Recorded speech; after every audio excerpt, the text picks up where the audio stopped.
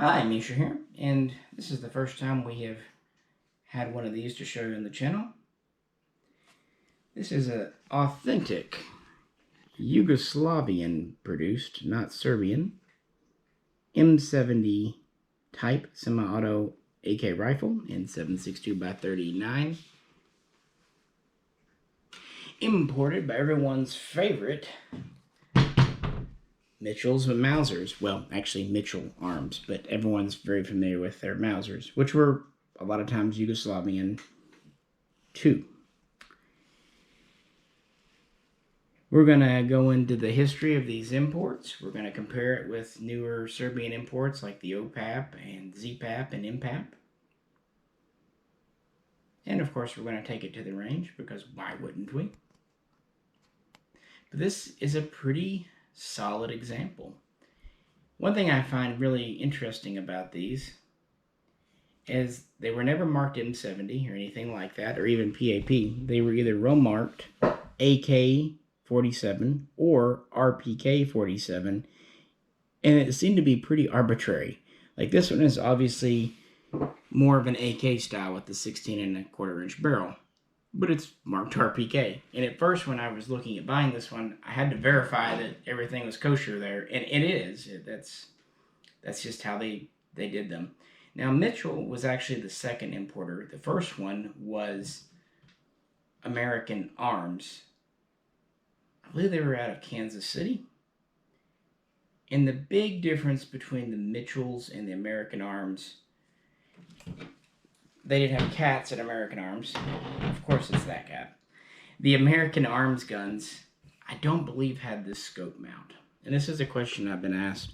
Is it original? Yeah, this is the original Yugo-style mount. You can see it on some of their military guns. It's mounted forward and high like this. One, to allow the rear swivel to be in the standard AK Type 3 location, but also so they can use the same mount for their underfolders. As you know, Yugoslavia was very big on the underfolding M70AB2 to go alongside the fixed stock M70B1. This allowed them to not have to change their scope mount and thus their scope training and all that. The only bad thing is it does kind of overlap where the receiver goes, or excuse me, the top cover goes on the receiver. Therefore, it does make getting the top cover on a little bit more difficult. Not bad, but yeah. So that seems to be the major difference between the American Arms and the Mitchell Arms guns. Also, I don't know if the American Arms guns had this oversized ergonomic grip. And of course, you can always just unscrew this and put on a standard Yugo grip. And of course, this being a pre-89 import, it's all Yugoslavian. Trigger, pistol grip, furniture, even the muzzle nut, or sugar scoop in this case, muzzle brake, cleaning right out of the barrel, bayonet lug. It does have the night sights.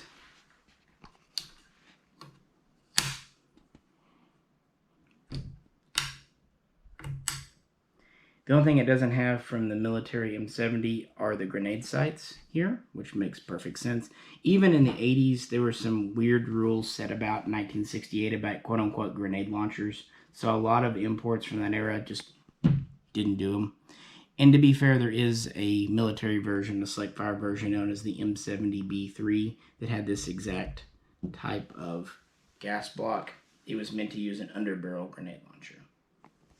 And of course it has the standard unique Yugo furniture with the buttstock held on by a giant screw, the extended 3-hole handguards, and the blued finish with the polished bolt group. So we're going to take this apart, compare it, look at some interesting things. You just don't see many of these because only 2,000 came in during the Preban era, with another 5,000 that came in that had the RPK or AK47 stamp overstruck with an M90 stamp to comply with 89 regulations. But first, well, safety. That's a very stiff one too. Bolt hold open mag too. But first, let's go to the range. I know this gun has been fired, but it's been a while, so let's let it stretch its legs, and then we'll get to the table and do a comparison. Mitchells.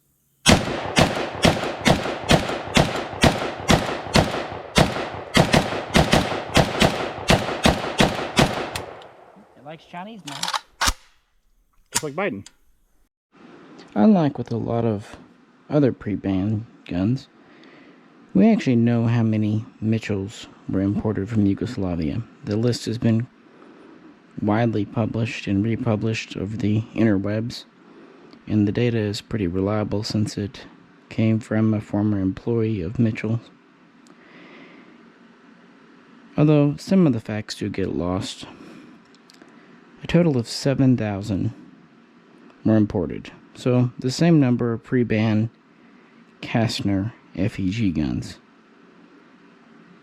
and far fewer than Chinese. But of those 7,000, only 2,000 are legitimate pre-March of 1989 imports.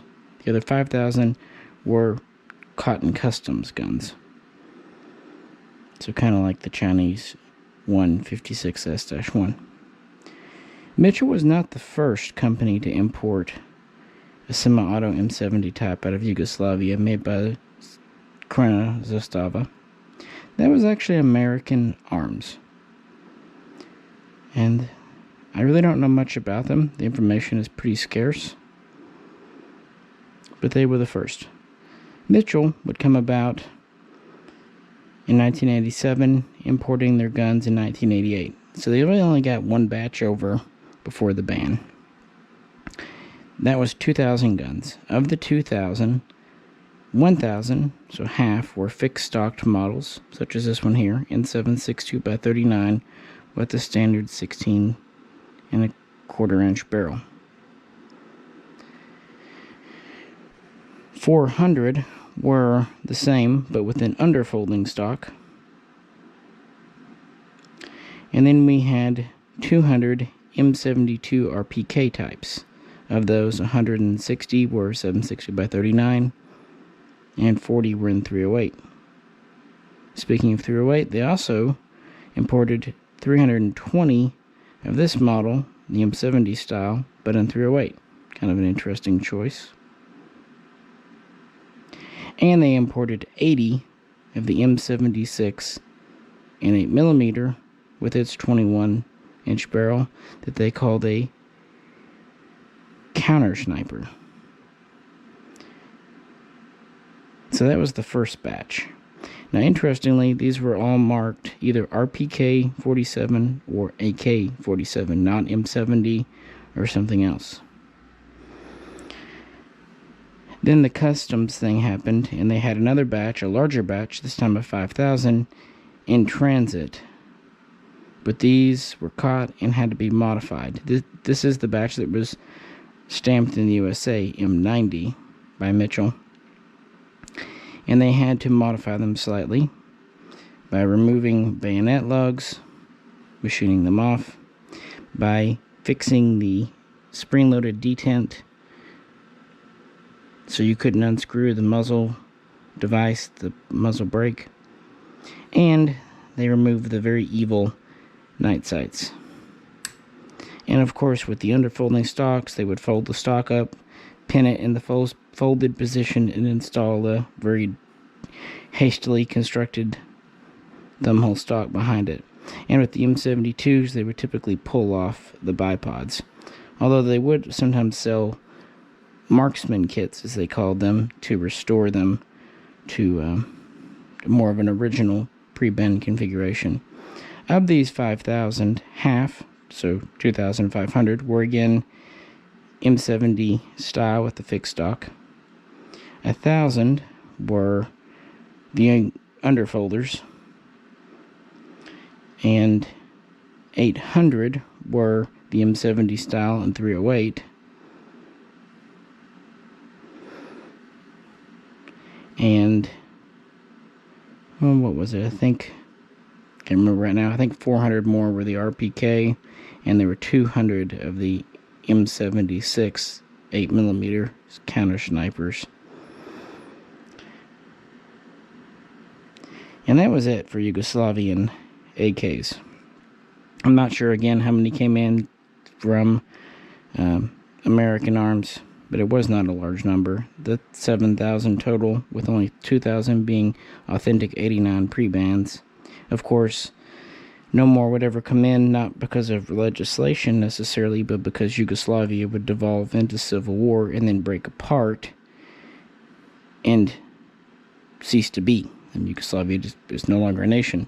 On top of that, the Zastava factory was bombed heavily during the war and had to be rebuilt in 98-99 and would restructure around 2000, becoming Zastava Arms. And with my OPAP up here, they would start exporting semi-autos to the USA again under the PAP name, which basically stood for semi-automatic rifle. And the first importer was EAA, European Arms, who really didn't do much with them. They sold them pretty much as imported, with thumbhole stocks and unconverted magwells and a very dippy top cover scope mount thing. Then Century got a hold of the product line around 2012, introducing the Gen 1 of the PAP M70, and then the Gen 2 that you know was the NPAP in 2013, and then the Generation 3 known as the OPAP a short time later. And from there, Zastava USA took over 2 years ago and is now importing under the name ZPAP. Originally they were 1.0 mil receivers. Now they're doing 1.5 mil again, and for the first time with chrome-lined bores. That's right, even Prebans like these Mitchells had a non-chrome bore, because that's just how they did it. So, up close comparison. Does the quality really seem better for the Yugoslavian marked guns versus the Serbian marked guns that we get today? Well, let's take a look. Starting with the buttstock. It's the same thing with the same rubber pad. The Century stock, at least some of them had the crest burned in. Obviously the originals would not. They both have an oil finish. Actually, to my touch, they feel very similar. As for the pistol grip, this is the original. It's the M76 sniper style, the ergonomic grip. This one has the original Yugo grip on it. They just come with the cheesy American grip. Handguards, much the same. Pretty similar. The Preban, of course, will have a bayonet lug, but no grenade sights. This is kind of the gas block from the M70B3. Cleaning rod under the barrel. Front sight with the slant brake. Flip up night sights on both. The original OPAPs did not have night sights, but they came with the spot for you to install them. So you could. I think later ones maybe did not. They did have removable muzzle device, both 14 mil threads. This one, of course, I replaced the gas block on, as I've said. Originally it looked much like this, except the bayonet lug was rather tastefully machined off. It's just a simple loop, so it's not unattractive, but it is off. But they do both have the cleaning rods. This has a very smooth barrel. This one has a little bit more kind of lathe turning, but I will say I've felt this kind of pattern on some Yugoslavian kits, so I don't think that's really anything. Personally, looking back here at more of the receivers on this side, up close has the spring-loaded button, 2 rivets Yugo style, selector with the stop on the bottom, double hook trigger, dimpled magwell, bolt carrier left in the white. Looking up here, we have the same exact rivet pattern.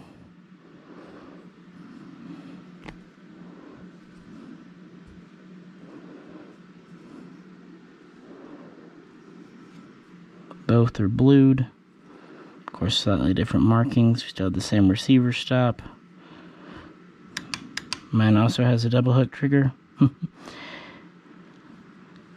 Bolt carrier left in the white. Little more pronounced serial marking on it there. Whereas this one is a little more subdued.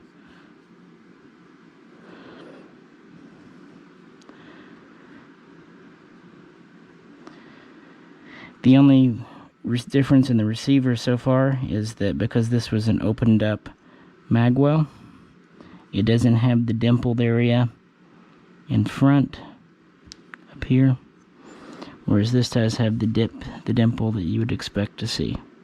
So that's the biggest telltale that that it was once a single stack for the OPAP types. Flipping these over, we can see a few more differences. Here are the stocks again. The Mitchell's here has the sling swivel in the rear of the receiver, traditional AK Type 3 locations. This one cannot because it has a scope rail there. So instead, my sling swivel is down here, which is where it's at on the newer ZPAP imports as well. I don't really know that's from an objective standpoint better or worse, but this has the more interesting location for a scope rail, which is much higher and more forward compared to this, which is more in the traditional location.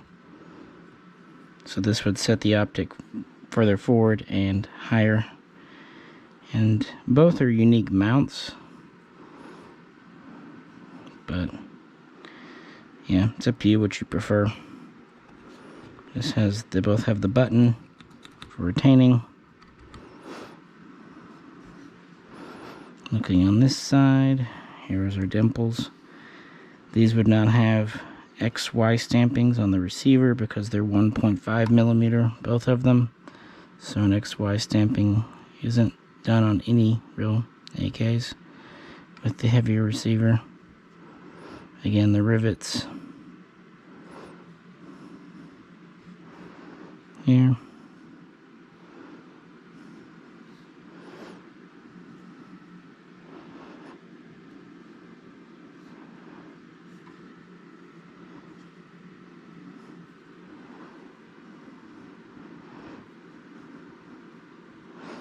The magwell dimples seem identical to me.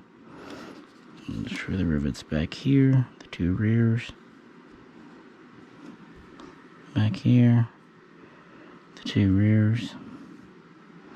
Same pattern. And of course, here's the other side of the handguard. And the barrel again. And I did kind of fill up the underside, the trigger guard rivets, and they seem fine on both guns to me personally.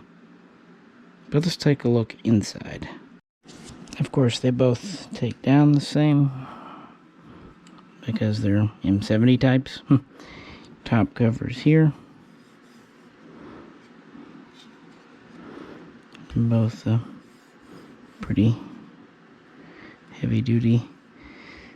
This has more of a kind of a textured blue finish to it. This one's more of a smooth blue, for whatever that's worth. A little bit shinier.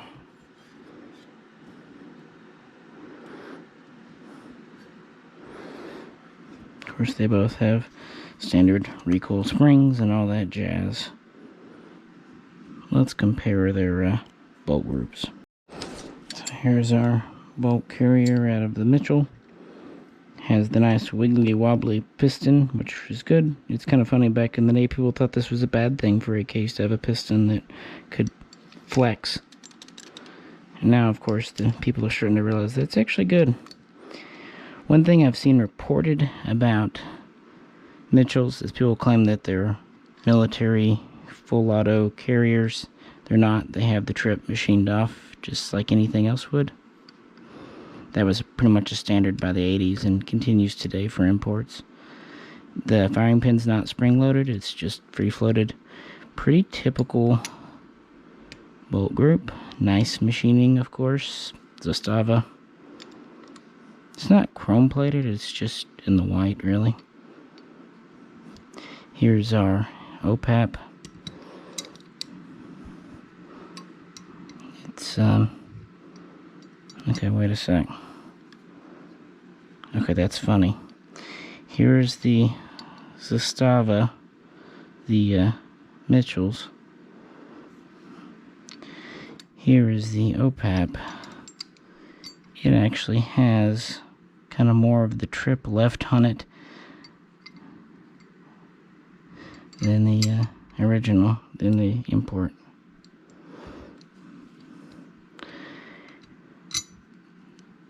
But it has the Century installed gas piston, which is irksome, and should replace that one day. But to be fair, it's never given any trouble. Still, be good to do.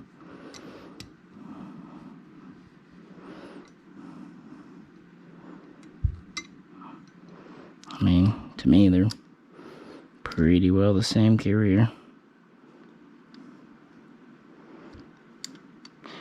Recoil springs.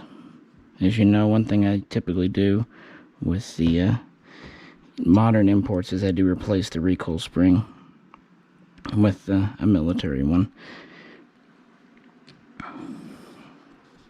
Not that there's much to see inside, but, you know, typical AK guts.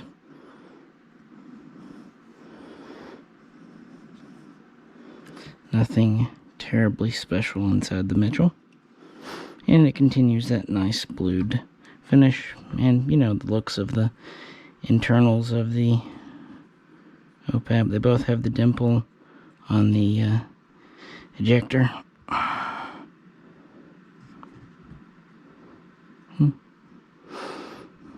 Very clearly the same basic pattern, which would make sense if they had a ATF approved semi-auto in the 80s and they wanted to pick up semi-autos for their market again in the 21st century, even though it's now Zastava Arms, and in some ways as a rebuilt company, they would just kind of stick with what worked before.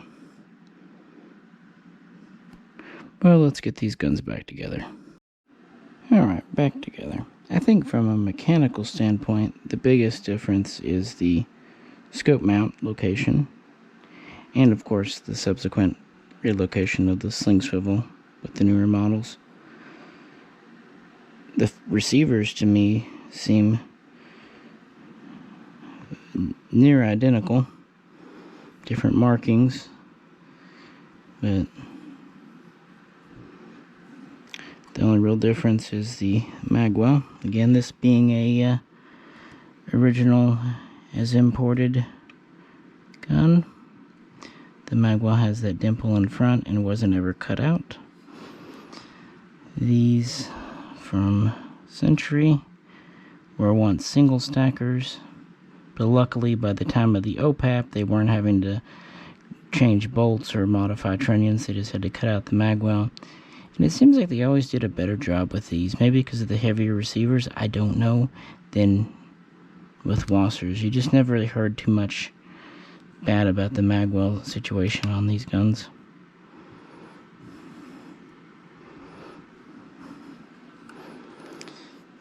So yeah, that's kind of comparing them side by side. What do you think? What's your opinion?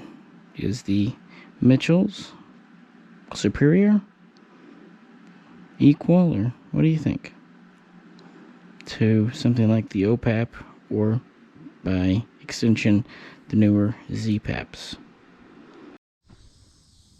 Yugo AK.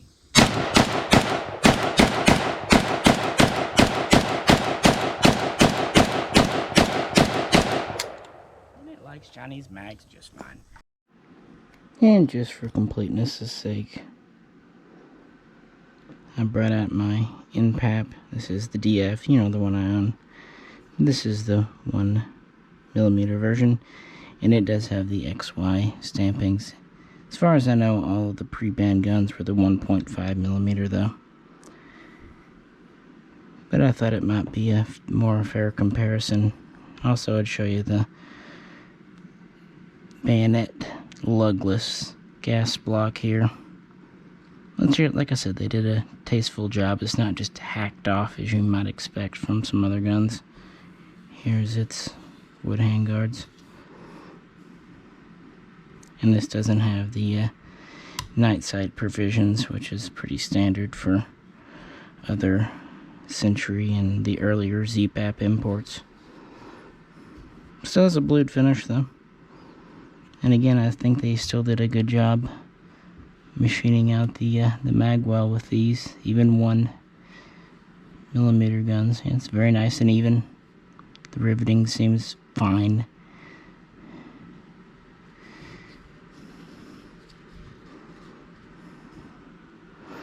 And here's this again. Yeah, just trying to be complete and whatnot. Well, with that, we'll move on. Well, appreciate you tuning in to this video. Hope you enjoyed looking at the Mitchells and kind of going into the history a bit and comparing it with the OPAP and whatnot. So what do you think? I mean, it's obviously ran 100%. No issues there, no mag issues.